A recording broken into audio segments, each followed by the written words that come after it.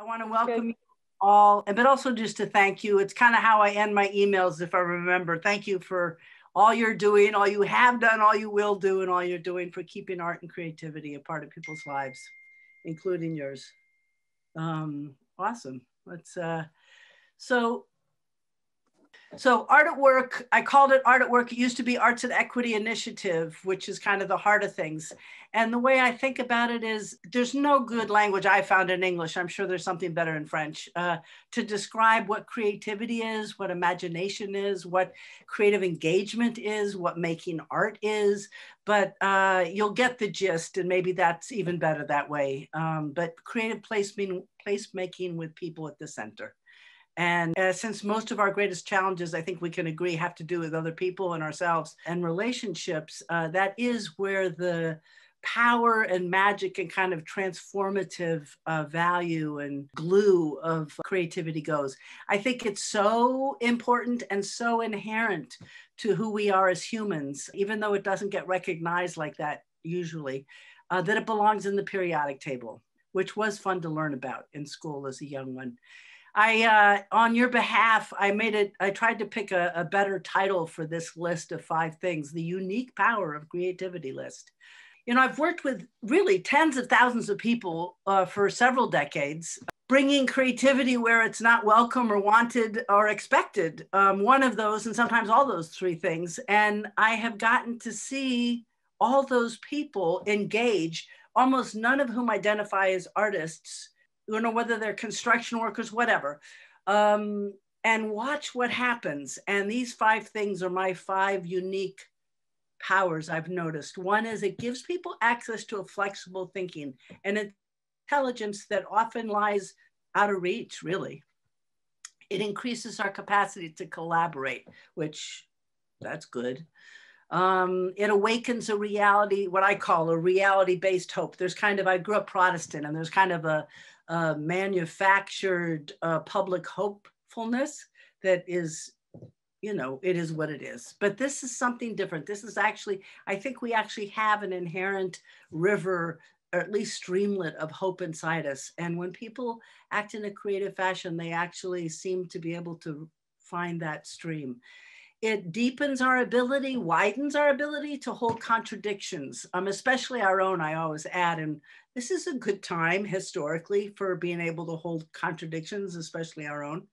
And then I think perhaps most importantly, or certainly essential, it inspires the courage in individuals to take the risks necessary to affect the levels and nature of change that we have ahead of ourselves.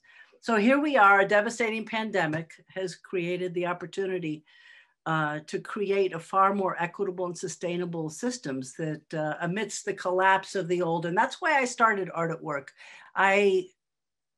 You know, among a lot of people correctly surmised that things were going to get a lot tougher before things were turned around, and that in some ways you need to know what's broken before you can really fix it. And I think for me as a USer, Trump certainly has played a good role in that, showing what's broken and what needs to be fixed. But sometimes things have to break to really make the shifts that we need. There's some Rebecca Solnit wrote a book called Paradise Made in Hell or something like that, but just about these amazing transformations that have been able to happen socially after a devastating tragedy, a hurricane, a typhoon, a fire. So I keep that in my mind as a social justice activist and as an artist. So creativity can play an essential role in all this. I'm going to take all of us through a semi-whirlwind tour, and the reason of showing you all these different projects, and by all means, if you want, go to the website artatwork.us, which in that case stands for us, the we, not quite the United States, but just to help, like a popcorn thing, right? To help you get a picture of what the heck is she talking about, and I don't think so, and oh, maybe, okay? So City Water Tunnel was in the late really through the 90s. And it was a 3-year project. It involved a lot more than I'm going to mention. But as soon as I heard that New York City was involved actively in a 60-year-long public works project, 60, that it was digging a tunnel as deep in the ground as the Chrysler Building is high, that 25 people had died already building it, and that it was to bring water to back up a system that we were using. I thought, oh my God, we would be a stronger, wiser, more connected people if we knew about this, right? And no one knew about it. I mean, really. And it had been already going on for 30 years. And or almost 30 years. And you learn more. You got a link, thanks to Natalie, for a long article that I think is just, I'm very pleased with that article about this work. And it's got some of the writing in it, and it tells a lot about prioritizing goals, starting with your goals and looking around and then figuring out the relationship. So these are the guys, they're going down about 600 feet. And they call it a man cage, except when I'm on it. And then they call it the personnel hoist. Lots of opportunity for humor. Here we have Abundance. Here we have Abundance. It's a project about America and money. I don't have to tell you, we're not the best at thinking about money here. And it was a 4-year national performance. And I really am an odd person in that I thought this could make a difference in terms of how America thinks about money. But in the end, over, 5,000 people got involved through a 7-city tour of the play. But for 4 years, I interviewed 30 multimillionaires and 30 minimum wage workers around the country and asked them, these are a few of the questions. What's your earliest memory connected to money in any way at all? What would be enough for you? What's a lie you tell yourself about money? Most of you, I think, are either identify as artists or as presenters, or you're valiantly working and producing work. But there was some concern that the play was 90 minutes long. This was back in 2003 and 4. And people, I'm not kidding you, 90% of the audience stayed for another 90 minutes after the production was over to go into some version, sitting there in their seats, of a listening exchange where they got to answer these questions. That's how desperate and hungry and thirsty people were for real information. I'm hopping over to Portland, Maine now. What brought me was I got invited. There was a Border Patrol raid in downtown Portland, Maine, which freaked everyone out. And it was back after 9/11. There was never an art response, so I got commissioned. And here we have the core cast.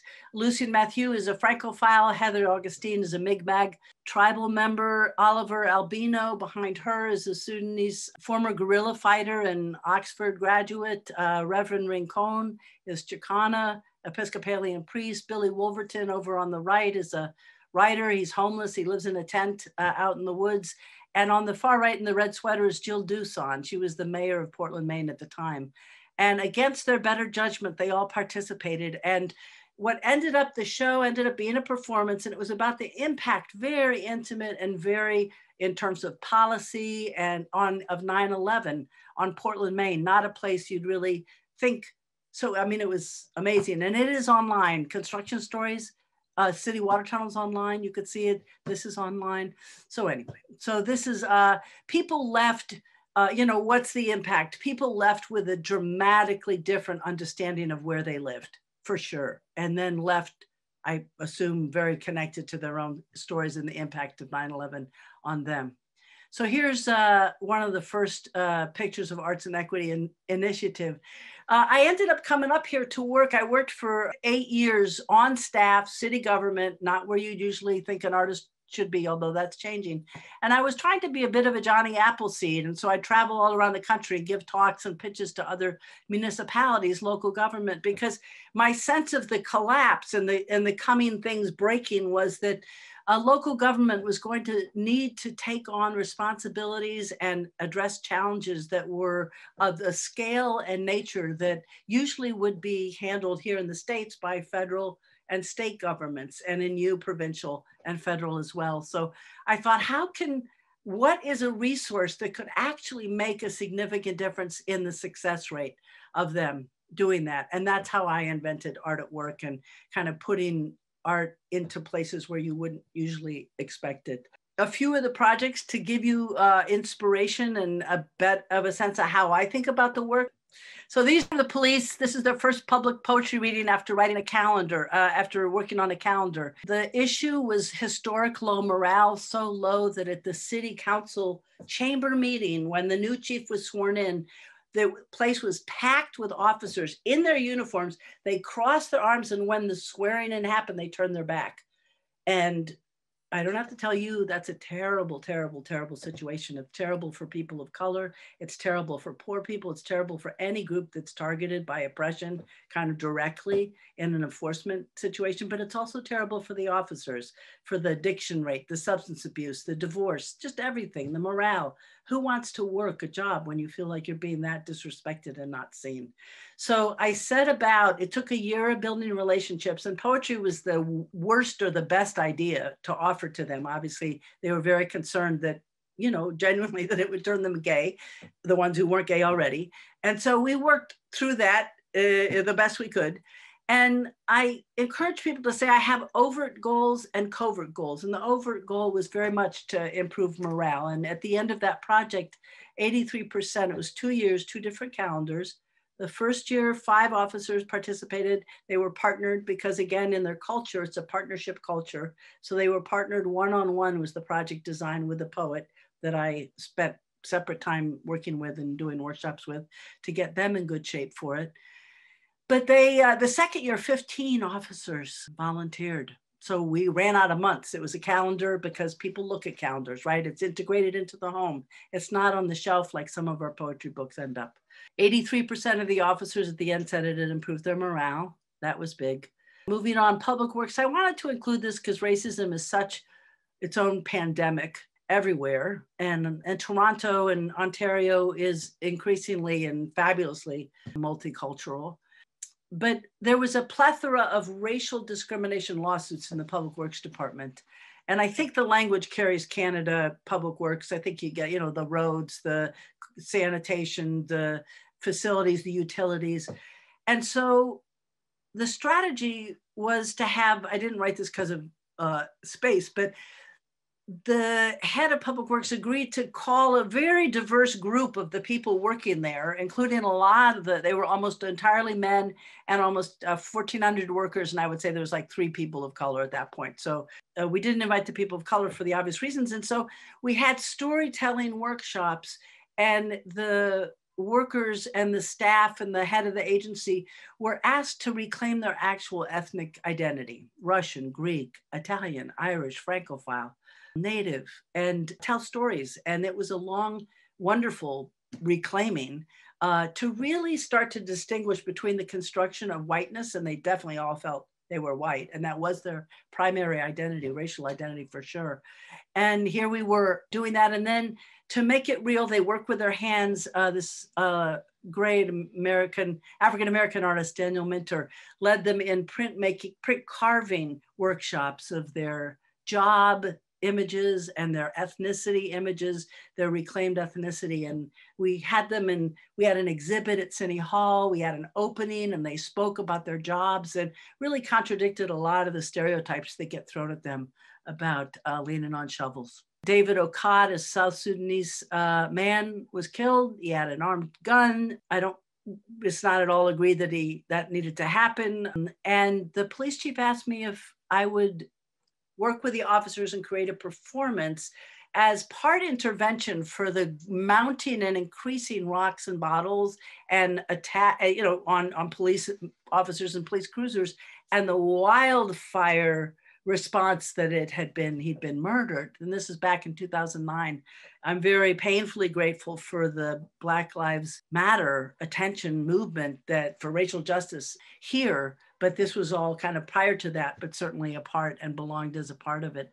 So I just want to say something about integrity to you all, because we are inviting you to imagine workshops. There needs to be integrity in what you come up with and what you do. And for me, that meant I explained to the chief that Art at Work was not a public relations or a marketing activity. That's not what we were about, that we were actually trying to go for transformative change within the groups that we were working with. So I said, in order to do this, and I need to work with the officers most likely to cross a line. And to keep this short, I'll just say he finally agreed, but not easily.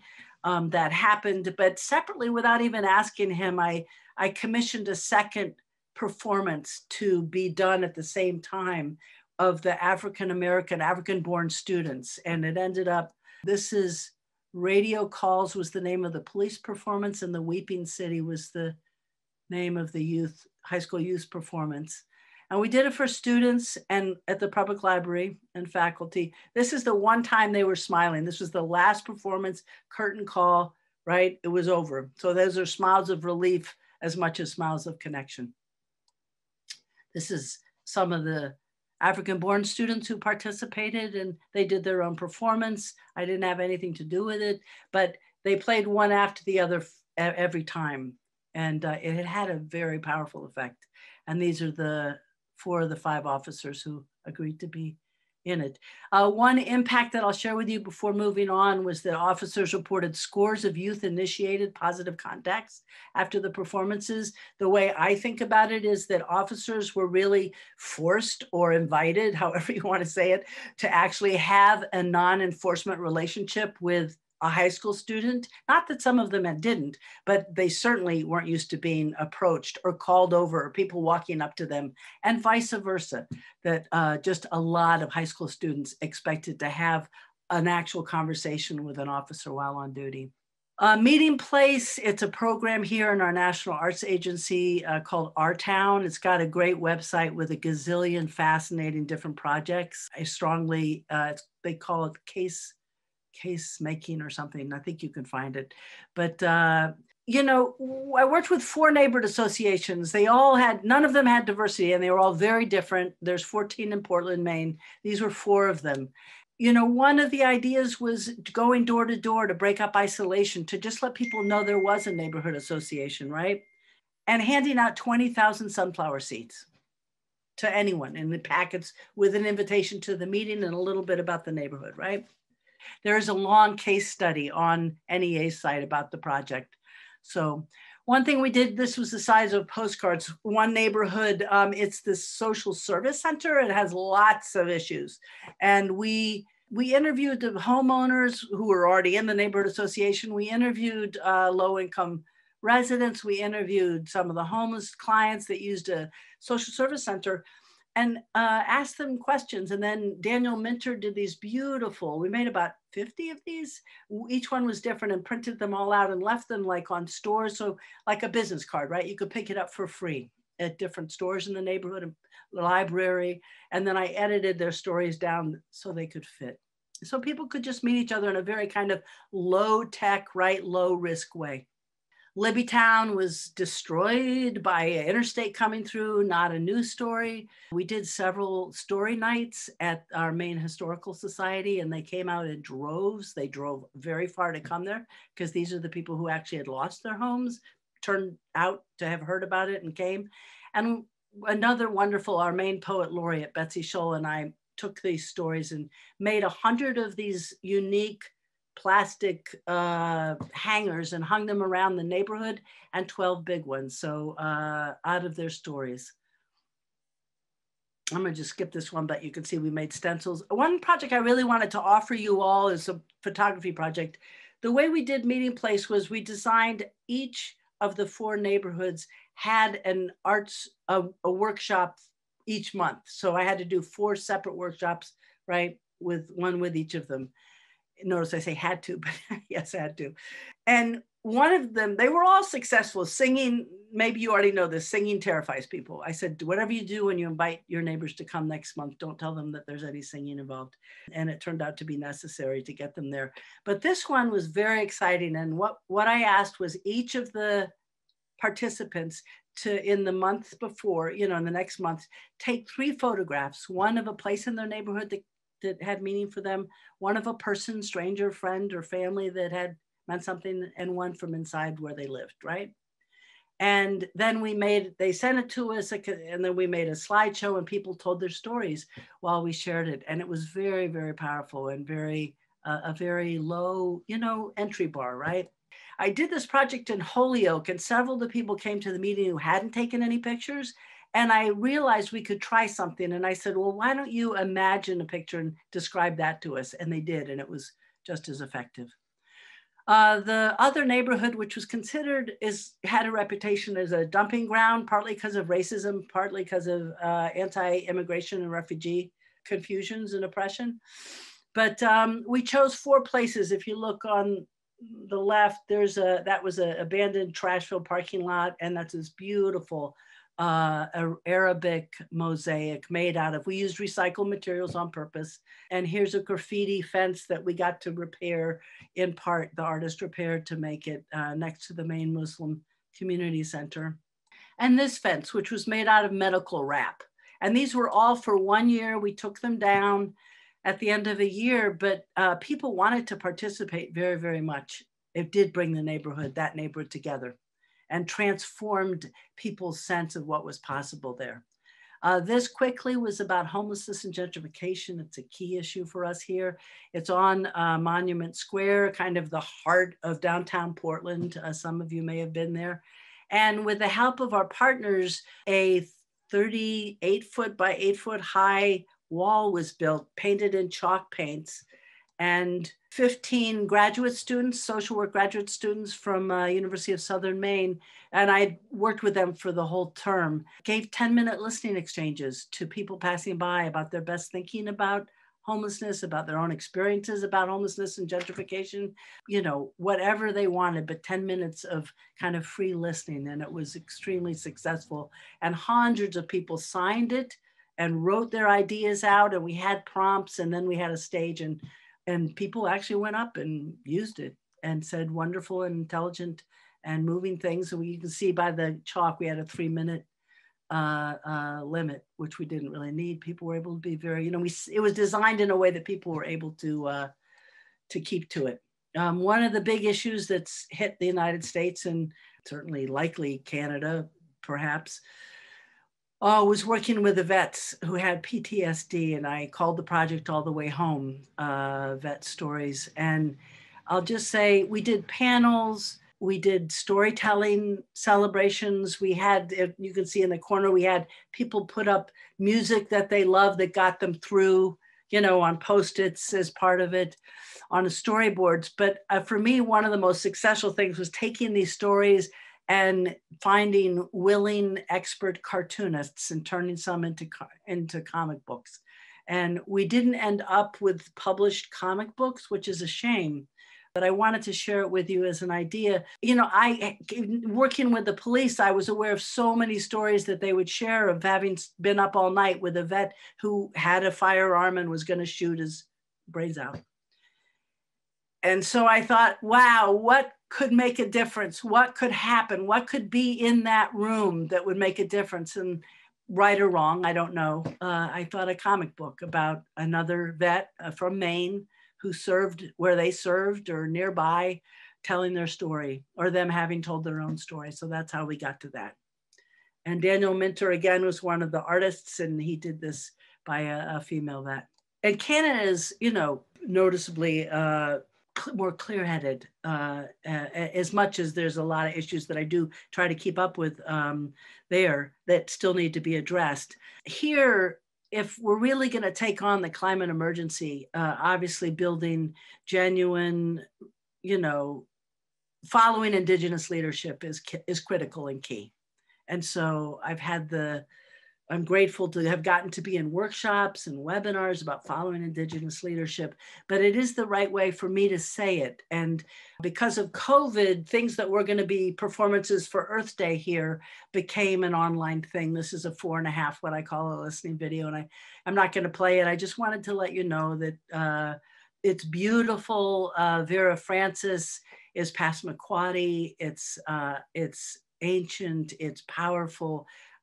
Maine is one of the places in the United States where it's Wabanaki Confederacy, 4 tribes, the Passamaquoddy, the Penobscot, the Mi'kmaq, and the Maliseet, which also are obviously a part of the Indigenous people in what's now called Canada. And so I welcome you, but I just wanted to end by saying this is one of our last projects, and so I thought I'd share it, even though it's, in terms of impact, it's, I would say, and goal, the reason why I did it was in an effort to offer Mainers who were more and more aware of that we're in Wabanaki territory and Wabanaki history, but still not so much. And to really offer them nothing, I think, is more powerful than a narrative, right?